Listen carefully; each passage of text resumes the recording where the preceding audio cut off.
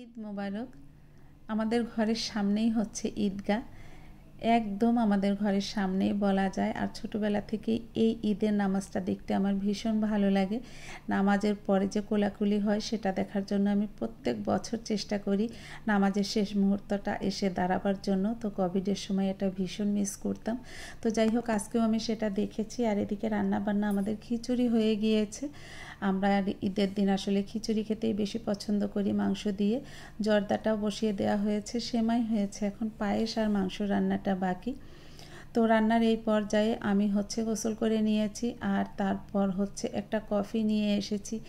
1 মাস পর আজকে সকালের কফিটা খাবো, এই অপেক্ষায় আমি মনে হয় যে সে ভোর থেকেই ছিলাম। তো রোজার মধ্যে এই কফির টাইমটা ইফতারের পর হয়ে গিয়েছিল। আর আমার চোখে ভীষণ ঘুম। রাতে তো বাবার বাড়িতে আসলে অনেক রাত হয়, গল্পগুজব করে শুতে শুতে কালকেও সেটাই হয়েছিল। আমার সব চোখ থেকে মনে হচ্ছে ঘুমই সরছে না। তো আমি এখন একটু তৈরি হয়ে নেব, একটু ফটোশ্যুট করতে চেয়েছি, দেখি সেটা সম্ভব কিনা। আর বাড়ির ওয়েদারটা ভীষণ সুন্দর এখন। আমি তো আসবার আগ মুহূর্তে ভীষণ ভয় পাচ্ছিলাম যে কি পরিমাণ গরম না জানি পড়বে। তো আমরা আসবার আগের দিন থেকেই ওয়েদারটা একটু মেঘলা মেঘলা, আর গরম অনেকটা কমে গিয়েছে।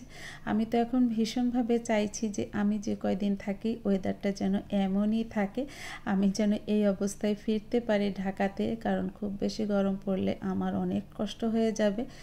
আর আমি তো এসেই অলরেডি এক ধাপ আমার হসপিটালে যাওয়া হয়ে গিয়েছে। তো ফটোশ্যুট করতে করতেই কুলফি মালাই এসেছে। আর কুলফি মালাই দেখবে বাচ্চারা খাবে না, এটা তো হতেই পারে না। আর আমাদের এখানকার কুলফি মালাইটা কিন্তু ভীষণ টেস্টি। অন্য কোনো গেস্ট যদি আমাদের বাড়িতে আসে, সেই সময় যদি এই কুলফিটা তারা পায় বা কুলফিওয়ালা যদি আসে, এটা খাওয়ালে তারা সবাই খুব পছন্দ করে। এটা শুধু আমার একার কথা না, খুবই টেস্টি এই মালাইটা। আমার ছোটো ভগ্নিপতি আসলে তো সে অর্ডার দিয়ে বড় বয়ম ভরে বানিয়ে নিয়ে যায়, ওরা এত পছন্দ করে। তো যাই হোক, দুপুরবেলায় বাচ্চা কাচ্চা নিয়ে আমরা একটু বের হয়েছিলাম। আসলে ঈদের দিন আর কি বা এমন দেখানোর থাকে, রান্না বান্না তো প্রতিদিনই দেখাই। জাস্ট সকালবেলা রান্নার বান্নার পর আর আমাদের রান্নাঘরে তেমন কোনো কাজ থাকে না।